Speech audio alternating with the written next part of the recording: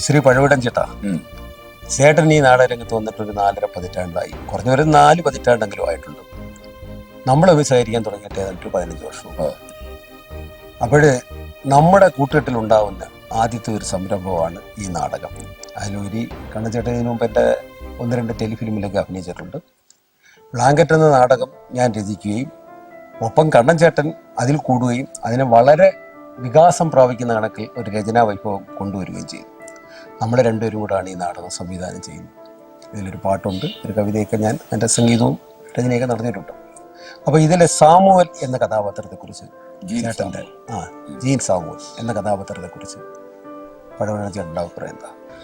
മാഷ് ചോദിച്ചതിൽ എനിക്ക് വളരെ സന്തോഷമുണ്ട്. കാരണം 40 വർഷം പ്രൊഫഷണലും കുറച്ച് സിനിമയും സീരിയലും ഒക്കെ ചെയ്തെങ്കിൽ സ്വന്തമായൊരു തട്ടിൽ നിന്നുകൊണ്ട് ഒരു നല്ല നാടകം ചെയ്യണമെന്ന് പ്രശ്നങ്ങളായുള്ള അത് ബ്ലാങ്കറ്റിലൂടെ സബലീകരിച്ചിരിക്കുന്നു. ഒരു നാടക പ്രസ്ഥാനം എന്ന് പറഞ്ഞാൽ പോലും എക്സാമ്പിൾ നമ്മൾ ഒരു വ്യക്തി, ആ വ്യക്തിത്വം നന്നായെങ്കിൽ മാത്രമേ ആ കുടുംബം നന്നാകൂ. അതേപോലെ ആ സമൂഹത്തിലെ എല്ലാ വ്യക്തികളും നന്നായാലേ ആ സമൂഹം, ആ ജനത നന്നാകും. ആ ജനത നന്നാകണമെങ്കിൽ നല്ലൊരു ദൃശ്യമാധ്യമത്തിലൂടെ നല്ലൊരു സംസ്കാരം ജനതയ്ക്കുണ്ടാകണം. അങ്ങനെ ഉണ്ടാകണമെങ്കിൽ നല്ല കലാപ്രസ്ഥാനം ഉണ്ടാകും. സിനിമയൊക്കെ ഓക്കെയാണ്, പക്ഷേ നാടകം അതിൻ്റെ പ്രതിരൂപമാണ്. ഇപ്പം തന്നെ ബ്ലാങ്കറ്റിലൂടെ നമ്മൾ വേൾഡ് വൈഡായിട്ടുള്ള കാര്യങ്ങളാണ് ചർച്ച ചെയ്തിരിക്കുന്നത്.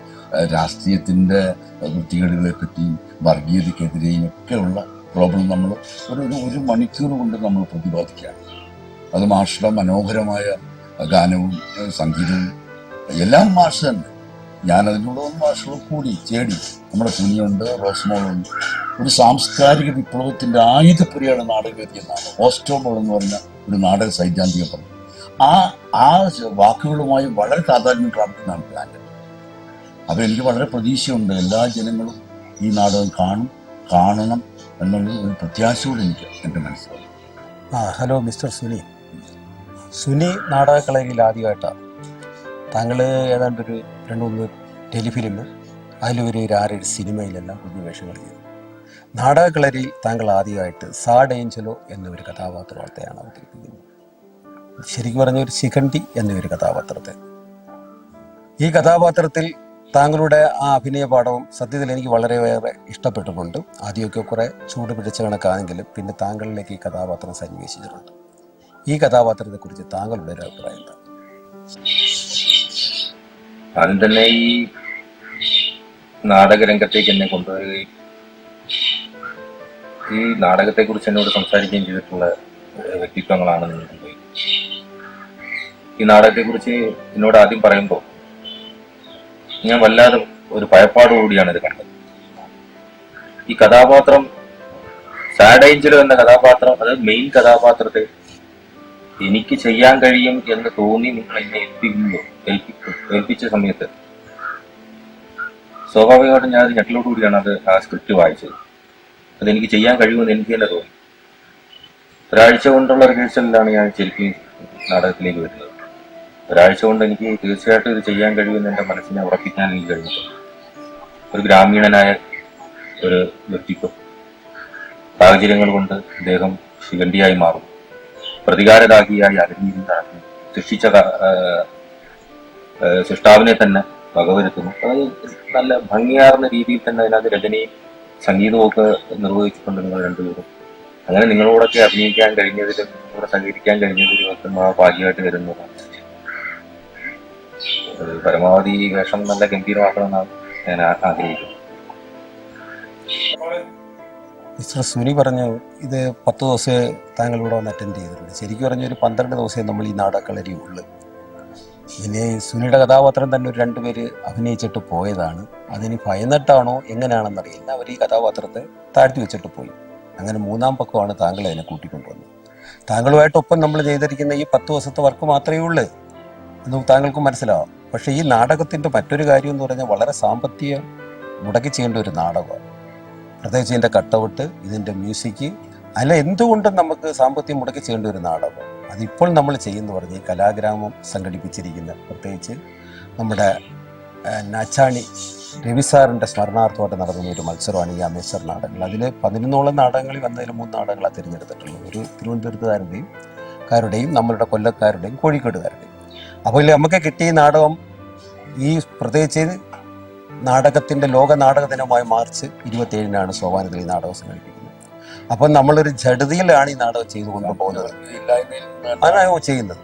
നമുക്ക് അതിൻ്റെ ഒരുപാട് ബുദ്ധിമുട്ടുണ്ട് നാടകത്തിൻ്റെ സാമഗ്രി. വളരെ തുച്ഛമായ പൈസ കൊണ്ട് നമുക്കൊരു അമേച്ചർ പ്രതിയിലൂടെ മാത്രമേ ഈ നാടകം നമുക്ക് പറയാൻ പറ്റൂ. കുറേ സ്റ്റേജ് കഴിഞ്ഞതിന് ശേഷം നാടകത്തെ നമ്മൾ വളരെ ഗംഭീരമാക്കി എടുക്കാനുള്ള ഒരു ശ്രമത്തിലുമാണ്. അപ്പം നമുക്കിതിൻ്റെ ഒരു ഗുണമെന്ന് പറഞ്ഞാൽ നമ്മളൊരു ഉദ്ഘാടന കർമ്മവും കൂടെ സത്യത്തിൽ സോപാനത്തിൽ നടന്നു പോവുകയാണ്. ലോക നാടക ദിനമായ മാർച്ച് 27-ന് നടക്കുന്നു എന്നുള്ളത് മഹാഭാഗ്യമല്ല. അത് മറ്റൊരു കാര്യം. തീർച്ചയായും അതെ, ഒരു ശരിക്കും നാടകത്തിന്റെ ഇതുവരെ വന്നൊരു സങ്കര നാടക പ്രക്രിയ ഈ നാടകത്തിനകത്തുണ്ട്. അത് യാതൊരു സംശയവുമില്ല. പിന്നെ എനിക്ക് ഇതിനകത്തൊരു അഭിമാനമായിട്ട് കൂട്ടുന്നത് പറഞ്ഞാൽ ഈ റോസ് എന്ന് പറയുന്ന ഒരു കഥാപാത്രം ഇതുണ്ട്. അത് കണ്ണൻ ചേട്ടന്റെ ഒരു സംഭാവനയാണ് ഈ കഥാപാത്രം. അതെന്റെ മോളാണ് ഇതിൽ അഭിനയിക്കുന്നത്. അത് എൻ്റെ മകൾക്ക് അഭിനയിക്കാൻ കഴിഞ്ഞു. അവളിത് നാടകത്തിൽ ആദ്യമായിട്ടാണ്. ഞാൻ ചെയ്തൊരു സിനിമയിൽ അവൾ അഭിനയിച്ചിട്ടുണ്ട്. പിന്നെ ചില നൃത്തവും സംഗീതമൊക്കെ കുട്ടിക്ക് അറിയാം. അങ്ങനെ എൻ്റെ മോൾക്ക് ഇതിൽ അഭിനയിക്കാൻ കഴിഞ്ഞതാണ് എൻ്റെ വലിയ ഭാഗ്യം. മോളുടെ അഭിപ്രായം എന്താ ഈ നാടകത്തെക്കുറിച്ച്, റോസിനെ കുറിച്ച്? കൊള്ളാമോ? നാടകം വലിയ ഇഷ്ടപ്പെട്ടു. പഴയൊരു മാമനോട് സുനിൽ മാമനോട് അഭിനയിക്കുന്നതിൽ എനിക്ക് നല്ല സന്തോഷമുണ്ട്. റോസ് എന്ന കഥാപാത്രമാണ് ഞാൻ ഈ നാടകത്തിൽ ചെയ്യുന്നത്. എനിക്ക് ഈ നാടകം വലിയ ഇഷ്ടപ്പെട്ടു. ഓക്കെ, അത് സന്തോഷം. നമ്മൾ ഒരു കഥാപാത്രത്തിനെ ഉൾക്കൊണ്ട് അത് ഇഷ്ടപ്പെട്ട് കഴിഞ്ഞാൽ നമ്മൾ സ്വാഭാവികമായിട്ട് ആ കഥാപാത്രമായിട്ട് മാറുകയായിരിക്കും. അപ്പോൾ അങ്ങനെ വരുന്ന സാഹചര്യത്തിൽ അതിലൂടെ ഇഷ്ടം തോന്നി ചെയ്യുന്ന അതിന് ആ പെർഫെക്ഷൻ കൊടുത്ത് നമുക്ക് ചെയ്യാൻ കഴിയും.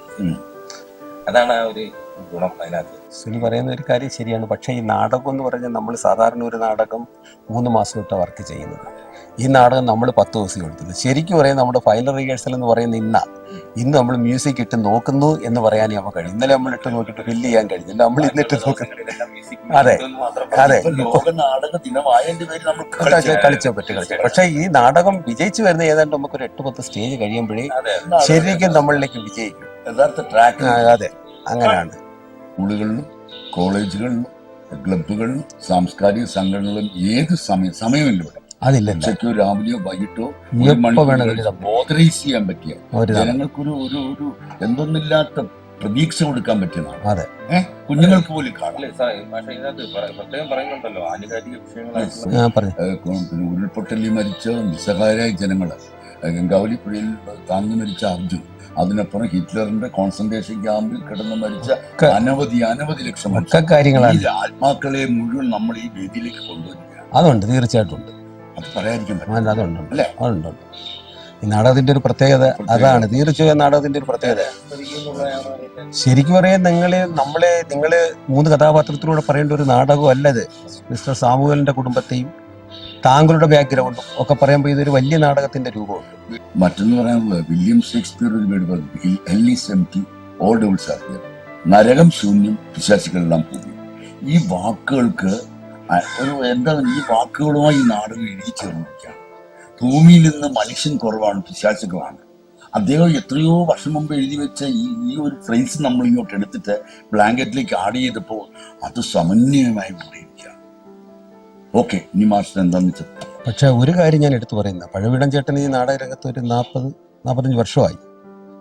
ഈ 45 വർഷത്തിന്റെ ആ ഒരു പാരമ്പര്യം അല്ലെങ്കിൽ അതിൻ്റെ ഒരു അനുഭവ സമ്പത്ത്, ആ ഒരു എലിജിബിലിറ്റി, ഒരു കഴിവ്, ആ കഴിവില്ലെങ്കിൽ ഒരു കഥാപാത്രം ചെയ്യാൻ പറ്റുമെന്ന് എനിക്ക് തോന്നുന്നില്ല. ശരിക്കും പറയുക എന്നുണ്ടെങ്കിൽ പഴവിടം ചേട്ടന് മാത്രമേ ഈ സാമുവൽ എന്നുള്ള ഒരു കഥാപാത്രം ചെയ്യാൻ പറ്റൂ. എനിക്കത് ശരിക്കും ബോധ്യപ്പെട്ടിട്ടുണ്ട്. കാരണം അത്തരം ഇരുത്തം വന്ന ഒരാൾക്ക് മാത്രമേ ഇത് ചെയ്യാൻ പറ്റൂ. വേറൊരാൾക്ക് ചെയ്യാൻ പറ്റുമെന്ന് നിസ്സീമമായല്ലേ ഞാൻ തീർത്തും പറയാം. എനിക്ക് സംശയമാണ്. കാരണം അത് പഴവിടം ചേട്ടനെ ഇത് പറ്റും. ഒരു രീതി. കാരണം അതുവരെയുള്ള അനുഭവ സംഭവത്തും ഈ 4-4.5 പതിറ്റാണ്ട് കൊണ്ട് 10-30ഓളം കഥാപാത്രങ്ങളെ സന്നിവേശിക്കുകയും അതിലുപരി പഴവിടം ചേട്ടൻ ഒരുപാട് പുസ്തകങ്ങളൊക്കെ വായിക്കുകയും ആ ഒരു ഇരുത്തത്തിലാണ് ഈ ഒരു നാടകത്തെ നമുക്ക് ചെയ്യാൻ കഴിയുന്നത്. ഒരിക്കലും പറ്റില്ല. ഈ ഒരു അറിവല്ലാതെ ഒരു കഥാപാത്രത്തിൽ ഒരിക്കലും ഇത് ചെയ്യാൻ പറ്റില്ല. അതൊരു എൻ്റെ ഒരു മഹാഭാഗ്യമായിട്ട് നിമിഷം നേരം കൊണ്ടാണ് മാഷ് മനസ്സിൽ ഹാദരി എന്ന് വന്നത്. തീർച്ചയായും അങ്ങനെ പല സംഭവങ്ങളും മാഷ് ഇങ്ങോട്ട് വന്ന സ്ഥാനം ഞാൻ അത് വികസിപ്പിച്ചു. തീർച്ചയായിട്ടും നിമിഷ നേരം കൊണ്ട് നമ്മുടെ ഒരു ആത്മയാത്ര എന്ന് വേണം പറയാം. അങ്ങനെ തീർച്ചയായിട്ടും സമന്വയമായി പല ഈ നാടകത്തിന്റെ ഒരു 3/4 ഭാഗം അങ്ങനെ തന്നെയാണ്. നമ്മളിത് വഴിത്താരകളിൽ നിന്നും ബീച്ചിൽ നിന്നും ശരിക്കും അറിയാവുന്ന കൊച്ച് രസപ്രിയമായ ചെറിയ ഒരു ഡ്രിങ്കിങ് വേളയിലൊക്കെ നിന്നാണ് ഈ നാടകം നമ്മൾ രൂപാന്തരപ്പെട്ട് ഇത്തരം ഒരു രീതിയിലായത്. അത് യാതൊരു സംശയമില്ല. പിന്നെ എനിക്കൊരു അഭിമാനം എന്ന് പറഞ്ഞാൽ നമ്മളെ നിറവ് കമ്മ്യൂണിക്കേഷൻ, നിറവ് ക്രിയേഷൻസ് എന്നുള്ള രീതിയിൽ നടത്താൻ കഴിയുന്ന നിറവ് എന്ന് പറയുന്ന ഒരു സാഹിത്യ സംഗീത ചിത്രകലാ സംഘടനയാണ്. ആ സംഘടനയിൽ നിന്ന് ഉദയം കൊണ്ട ഒരു പേരാണ് നമുക്ക് നിറവ് ക്രിയേഷൻസ്. അപ്പം നമ്മളുടെ ഒരു കന്നി സംരംഭം, നമ്മൾ തമ്മിലുള്ള ഈ കന്നി സംരംഭം ഇനി നമുക്കൊരു പ്രൊഫഷണൽ നാടകം ചെയ്യണമെന്നുള്ള ഒരു രീതിയാണ്. ഈ നാടകത്തിന് നമ്മളിപ്പം ചെയ്തിരിക്കുന്ന ബ്ലാങ്കറ്റിന്റെ ഒരു പ്രത്യേകത, എനിക്ക് തോന്നുന്നു ഒരു 5 വർഷമെങ്കിലും ഈ നാടകം സെക്കൻഡ് പാർട്ട് നമ്മൾ പ്ലാൻ ചെയ്തിട്ടുണ്ടല്ലോ. സെക്കൻഡ് പാർട്ട് നമ്മൾ പ്ലാൻ ചെയ്തിട്ടുണ്ട്. അത് സെക്കൻഡ് പാർട്ട് നമ്മൾ ചെയ്തു കഴിഞ്ഞാൽ ഒരു വേദി തന്നെ ഫസ്റ്റും സെക്കൻഡും കളിക്കാൻ പറ്റും. ഫസ്റ്റ് നമുക്ക് 4-5 വർഷം കളിക്കും. അങ്ങനെയുള്ള രീതിയിലാണ് ഈ നാടകം. എന്തായാലും ഇതൊരു മഹത്വ വിജയമായിട്ടിരിക്കട്ടെ. നമ്മളൊരു ശരിക്കും അതെ ശരിക്കും പറയുകയാണ് ഈ നാടകത്തിന്റെ നമ്മളെ ശരിക്കുള്ള ഒരു പ്രയത്നം എന്ന് പറഞ്ഞാൽ 12 ദിവസം അല്ലെങ്കിൽ 15 ദിവസത്തിനപ്പുറത്തോട്ട് പോയില്ല. നാളെയാണ് നമ്മൾ ഈ നാടകം സോപാനം അടുത്തൊരുക്കി കളിക്കുന്നത്. നമ്മൾ അച്ഛൻ നമ്മുടെ ഈ നാടകത്തിന് പെട്ടെന്ന് ബ്രോഷർ തയ്യാറാക്കാനും നമ്മളെ റീറെക്കോർഡ് ചെയ്യാനും അങ്ങനെ പല ഹെൽപ്പും ഗൗരീപിച്ചു എന്ന് പറയുന്ന തീർച്ചയായിട്ടും പറയുന്നത് ഹെൽപ്പ് നാടകത്തിന് ഒരുപാട് ഗുണം. അദ്ദേഹത്തിന് നമ്മൾ നന്ദിയോടെ ഓർക്കേണ്ടി വരും. സംഗീത കോഴിപ്പാട്, പിന്നെ ഇതിൽ പാട്ട് പാടിയിരിക്കുന്ന ഡോക്ടർ ശ്രീജാനി, അവരുടെയൊക്കെ നമ്മളെ ഒരു 5-6 പേരുടെ ഒരു പ്രയത്നമാണ് ഈ നാടകം. ഓക്കെ, നമുക്ക് ഇനി ഒരു കൂടിക്കാഴ്ച നമുക്കിപ്പോ ഒരു യൂട്യൂബിലേക്കൊക്കെ ഇടാം. 10 ജനങ്ങൾ അത് കേൾക്കട്ടെ, കാണട്ടെ. മാർച്ച് 27 നാളെ. അപ്പൊ തീർച്ചയായിട്ടും നമുക്ക് അഭിമാനിക്കാവുന്ന ഒരു ദിവസമാണ്. തീർച്ചയായും നമ്മളെല്ലാം ഒരുമിച്ച് കൈകെട്ടി ഒരു ഹൃദയത്തോടും ഒരു മനസ്സോടും കൂടി ഈ നാടകം എന്താ. Okay okay okay okay match.